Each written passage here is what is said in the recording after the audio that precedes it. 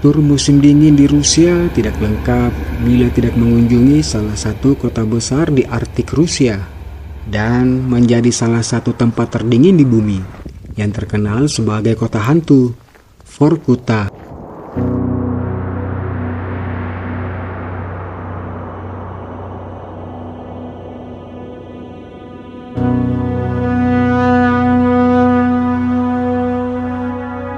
Kota pertambangan batu bara yang pernah berjaya di era Soviet ini terletak di garis bujur 67 derajat bagian paling utara Rusia, di belakang lingkaran Arktik.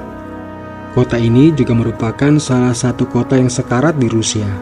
Hanya 4 tambang yang masih berfungsi dari 13 pertambangan besar yang pernah ada di Vorkuta saat ini.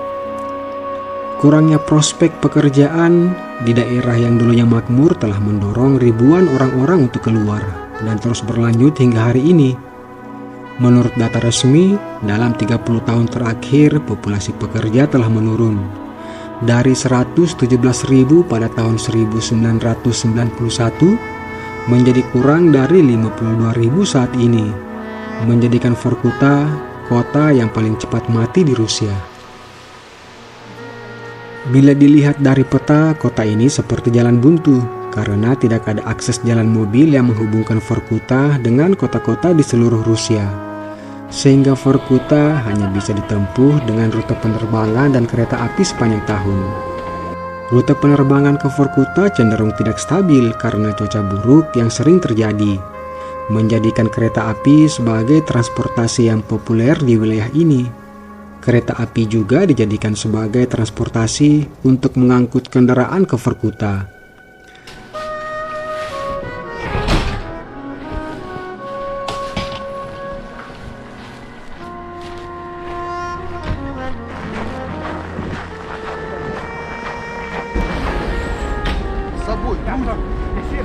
Идемте, здравствуйте. Сейчас, секундочку, я так быстро не умею. Виктор Иванович? Да. Перевод, пожалуйста, посылайте. Хорошо.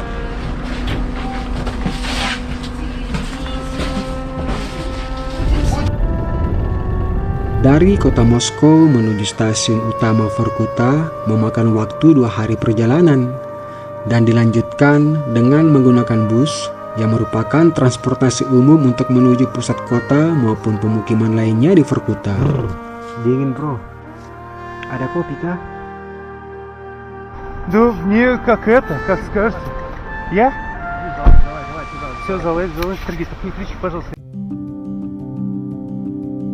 Vorkuta merupakan sebuah kota di Republik Komi yang beriklim subarktik, berjarak lebih dari 90 mil di utara lingkar Arktik. Dengan musim dingin yang berlangsung selama 9 bulan sepanjang tahun, suhu pada musim dinginnya sekitar minus 30 derajat Celcius hingga minus 52 derajat Celcius. Siang hari di kota ini lebih singkat dibandingkan dengan waktu malam. Ketika di belahan bumi lainnya menunjukkan waktu pukul 3 sore, kota ini mulai gelap seperti malam hari pada umumnya.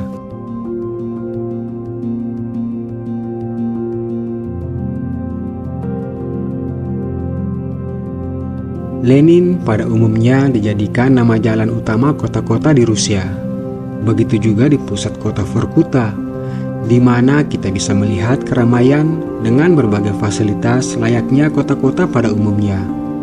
Di sepanjang jalan kota, kita bisa menjumpai pedagang kaki lima yang berjualan ikan dan daging beku. Selain itu, pada liburan musim dingin, orang-orang akan berkumpul di pusat kota melakukan berbagai aktivitas. Suasana jantung kota tentunya berbeda jauh dengan kota pinggiran Vorkuta yang sunyi, di mana pemukimannya hanya dihuni kurang dari 50 orang. Bahkan ada pemukiman yang benar-benar tanpa penduduk. Turis yang berkunjung ke kota ini akan menemukan area kota yang kosong dan luas dan mudah dijelajahi. Banyak rumah dan blok apartemen era Soviet yang terbengkalai dapat dijelajahi dengan bebas. Selain itu, Vorkuta juga menyimpan berbagai artefak simbol kejayaan Soviet dan sejarah kelam kamp kerja paksa paling mematikan di era Stalin, yang saat ini masih terawat dengan baik. Sejarah Vorkuta dimulai pada Mei 1930 ketika ahli geologi bersama sekelompok pekerja di jaringan kamp kerja paksa Uni Soviet yang berjumlah 39 orang berangkat dari kota Ukhta menuju kamp kerja paksa Uni Soviet di bagian utara Republik Komi. Mereka bergabung dengan tahanan kerja paksa lainnya untuk menambang batu bara dan membangun infrastruktur pendukung. Sebagai bagian dari ambisi Stalin untuk mengindustrialisasi Rusia, ratusan dari mereka meninggal akibat penyakit hipotermia dan kelaparan. Hingga kemudian pada musim semi tahun 1932, para tahanan ini membangun sebuah pemukiman pertambangan kecil bernama Rudnik, 100 mil di utara lingkar Arktik, dan segera berkembang menjadi kota Vorkuta. Meski tanpa penghuni, Rudnik masih berdiri hingga hari ini dan memiliki pertambangan yang masih aktif, meski pemukimannya telah ditinggalkan kosong selama bertahun-tahun. Pemukiman ini terletak di sisi kanan sungai Vorkuta di depan Eponymus Vorkuta yang dihubungkan dengan jembatan gantung tua dan tidak terawat.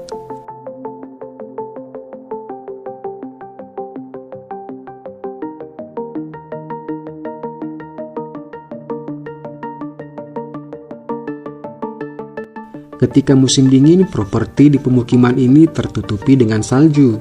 Di beberapa ruangan juga dipenuhi dengan salju yang masuk melalui pintu dan jendela yang rusak. Banyak pemukiman yang kosong di Vorkuta masih memiliki barang-barang era 1980-an dan era sebelumnya yang ditinggalkan oleh pemiliknya dan dibiarkan berserakan, bahkan ada yang masih layak digunakan.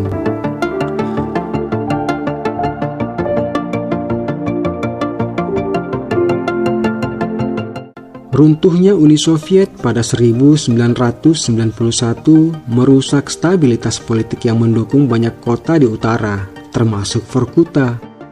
Runtuhnya negara terpusat berarti tidak ada lagi subsidi bagi pekerja, industri pertambangan diprivatisasi, dan penguapan tabungan pekerja terjadi dikarenakan hiperinflasi. Negara juga tidak dapat menemukan investor yang bersedia membeli tambang batu bara yang telah menggerakkan ekonomi Vorkuta. Tingginya biaya produksi tanpa subsidi di kutub utara membuat investasi menjadi tidak menarik bagi pelaku pasar bebas.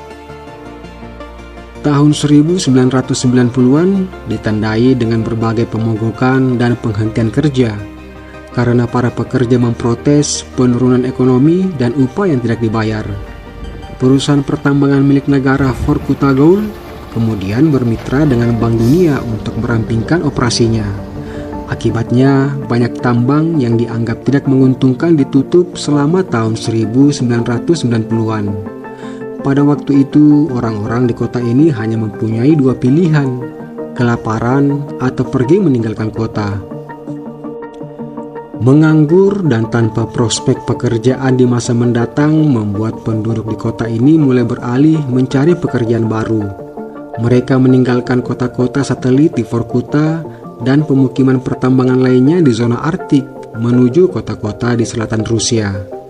Dalam waktu singkat, seluruh pinggiran kota berubah menjadi kota hantu karena banyak pemukiman satelit ditinggalkan.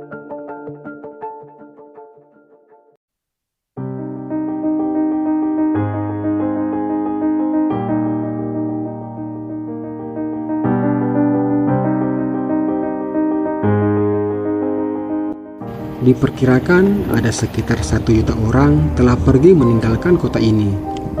Karena populasi yang menyusut yang berimbas kurangnya sumber pendapatan dari pajak membuat banyak sekolah, rumah sakit, dan lembaga pemerintah lainnya harus ditutup karena kekurangan komunitas dan dukungan investasi.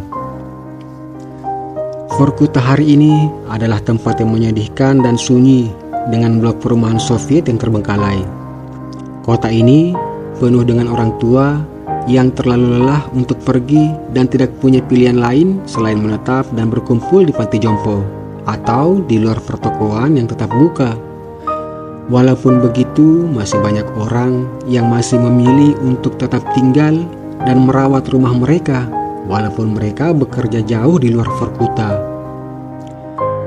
Kurangnya infrastruktur menjadikan sebagian penduduk di luar jantung kota Vorkuta beralih ke penangkapan ikan dan berburu untuk bertahan hidup. Banyaknya pemukiman yang ditinggalkan menjadikan Vorkuta mendapat julukan kota hantu. Namun, bagi sebagian orang, Vorkuta tidak dapat digolongkan sebagai kota hantu karena puluhan ribu orang masih tinggal dan bekerja di kota ini.